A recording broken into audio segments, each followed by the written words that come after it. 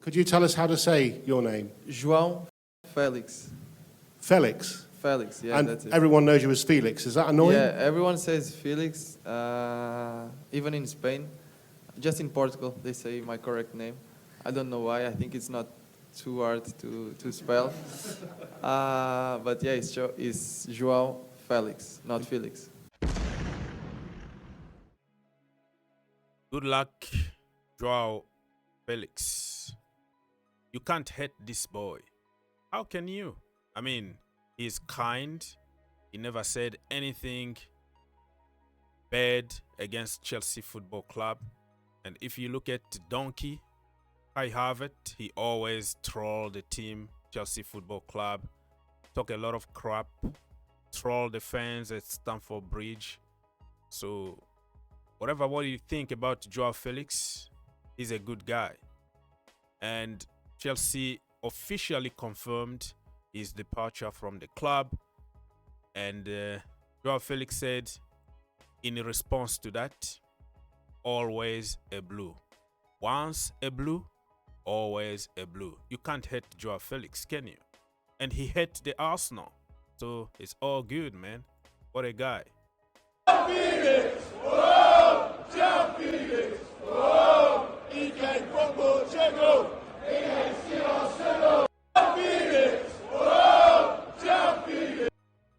All right, people, so you got the point. I don't believe that he was a flop at Chelsea. I think that he was misunderstood. It's not everybody that will be versatile to play from every position. One example I can give you is Malo Gusto. Everybody wanted Malo Gusto out. But once we played him as a fullback where he feel comfortable, he was one of the best players in the final of the Club World Cup. So just because Lamine Yamal is world class at 17, it doesn't mean that Eden Hazard is gonna be that way, or doesn't mean that other players who are like late boomer are going to be the same. So in football, now's a day, it's all about black or white. You are good or you are bad. No context applied, no nothing. Good luck to Joao Felix. Always a blue. Hi Chelsea fans, I'm very excited to be here in this club, and I hope to see you soon on Stamford Bridge. Okay, so just to show you what he said, once a blue, always a blue. With the blue heart, that was his answer. 2 years he's gonna be in Saudi, and hopefully he can do good over there and come back to Europe and play in a very good level. Ladies and gentlemen, don't forget to like, subscribe, share, comment down below. One click to help the channel, my friends, and it will be much, much appreciated. You know what? I always tell people that statistics can just help you to give you a global idea about something. Don't really rely on statistics. Eye test, context need to apply in. You see these guys here, right? They pretend to know everything about statistics and whatever. And apparently, Milos Kerkez is better than Marc Cucurella. You don't need your glasses. You don't need to go to university to understand common sense. Sometimes, you don't need this kind of stupidity to convince you that Marc Cucurella is better.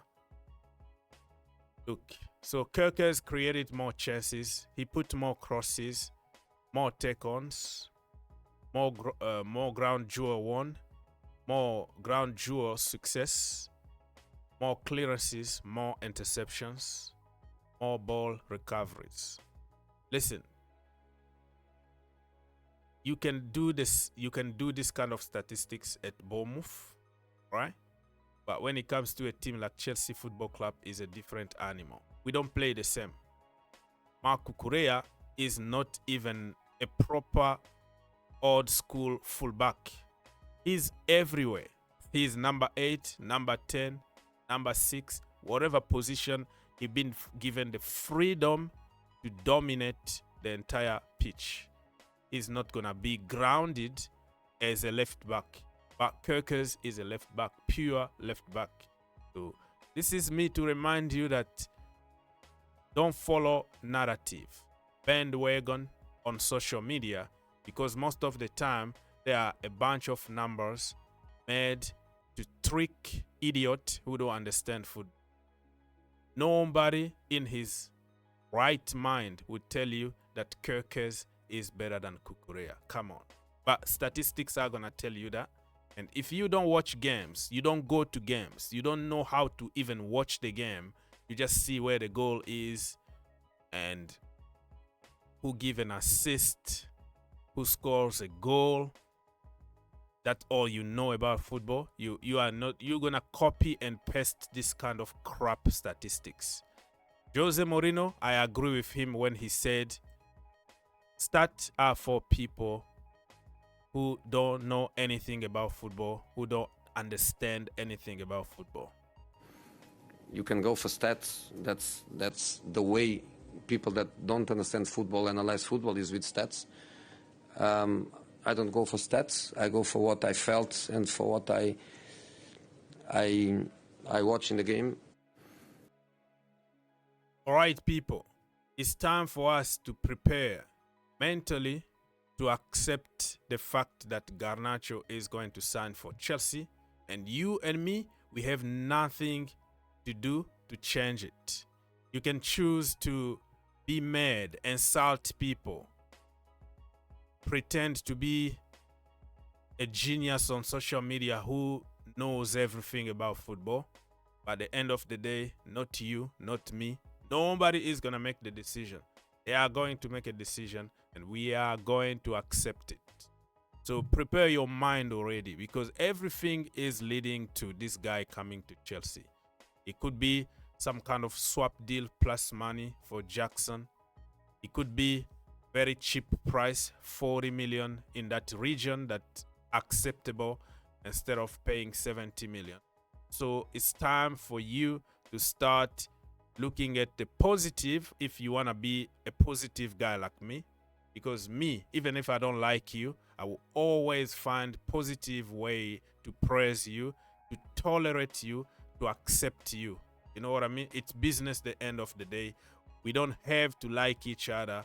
If you score goals for Chelsea, you do the business for Chelsea, okay, we respect each other professionally. We don't have to like you. So remember that even me, I don't want to see Garnacho at Chelsea Football Club, but it is what it is. So I made a video last night on GFC YouTube channel. GFC. The link in the description down below. Go watch that video and you will see from Manchester United perspective, the fans, the journalists, everybody talking about Garnacho, and make your own conclusion. Are we going to get a nightmare here, or are we going to get a change young man that is willing to prove people wrong? So go there, watch that video so I don't have to repeat myself. Fabrizio Romano came out to say Chelsea could go for both Garnacho and Xavi this summer, not next summer. I don't know where they are going to play, since we have Gittens, we have Estevan William, we have Tariq George, we have so many people. And now if you add Xavi and Garnacho, it's going to be congested. And we all know that Enzo Maresca is really bad when it comes to rotation. He doesn't rotate a lot. He's stuck with 11 players. Only when somebody is absolutely dead that he will change some. Even when Palmer is struggling with diarrhea and he didn't train for 3 days, Palmer is going to play there. No matter how bad we are going to play, Palmer is going to.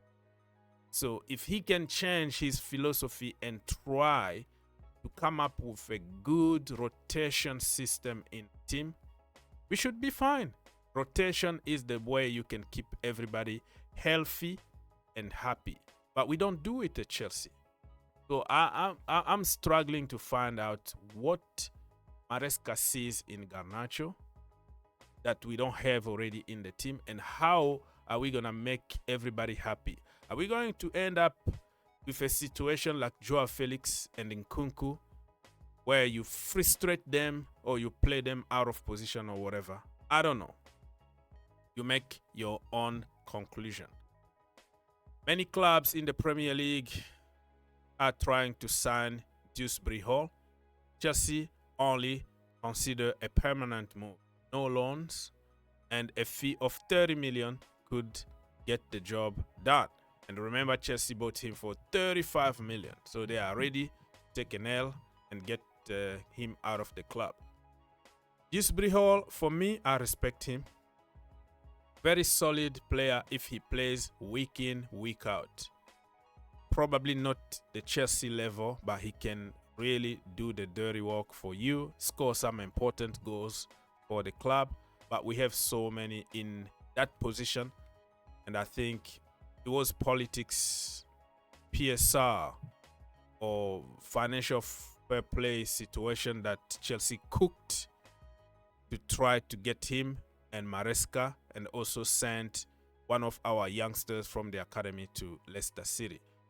But Dewsbury Hall, if he plays week in, week out in a certain team, he could be a very solid Premier League mid-table kind of player. So good luck to him if he moves.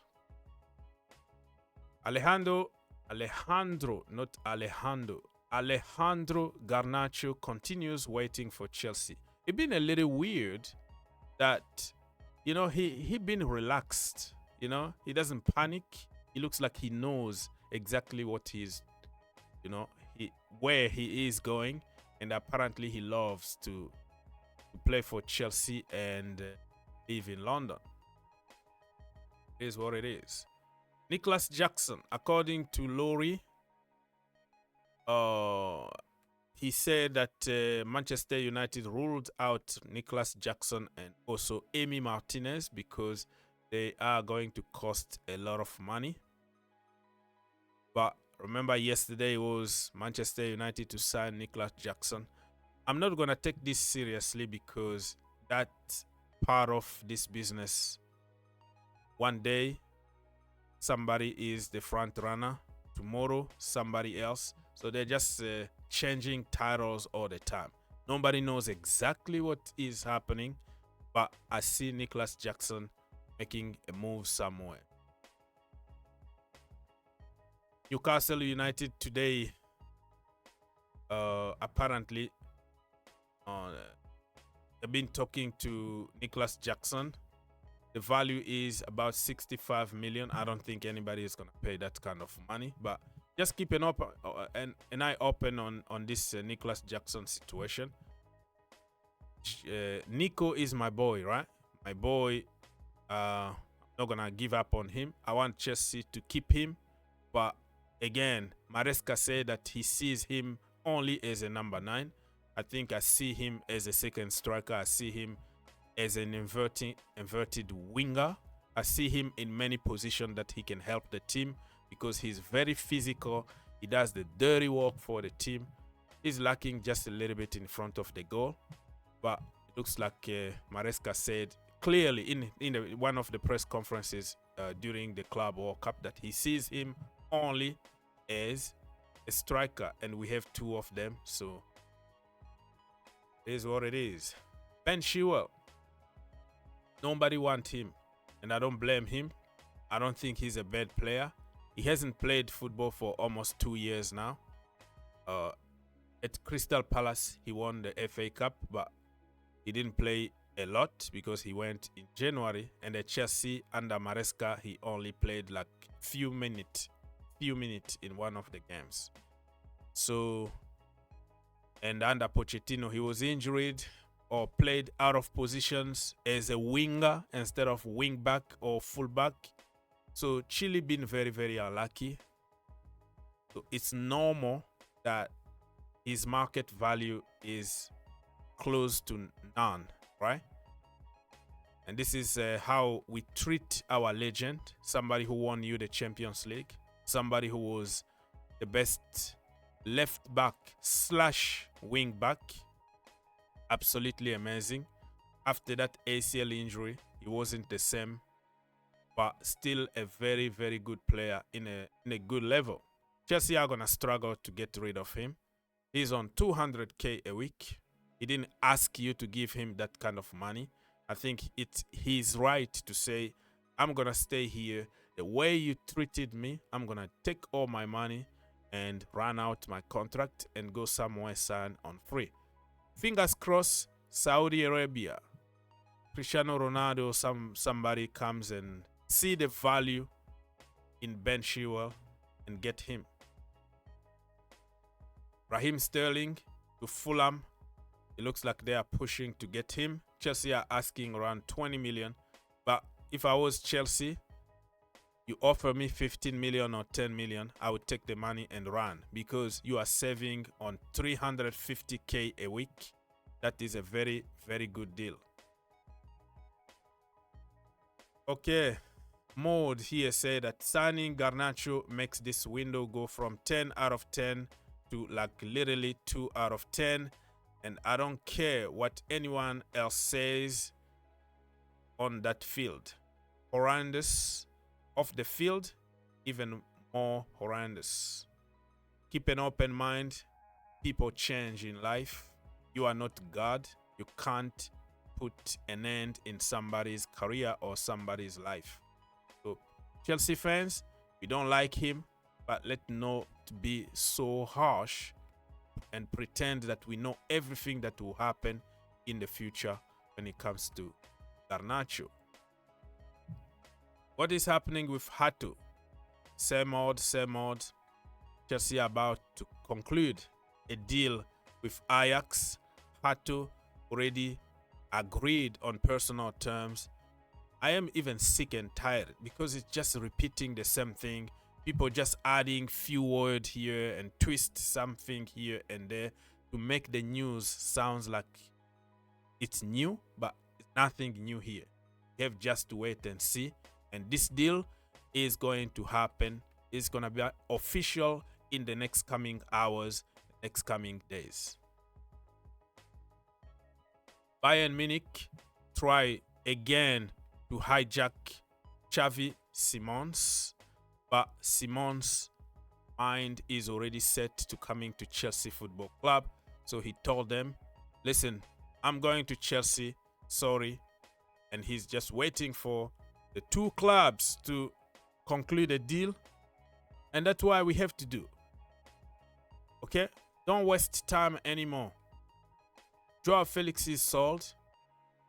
Just go conclude this Xavi deal, and let's wait and see what's gonna happen, man. It's taking time. Taking time. If you enjoyed the video, make sure you subscribe If you really like the video, make sure you subscribe and turn on your notification. and turn on your notification.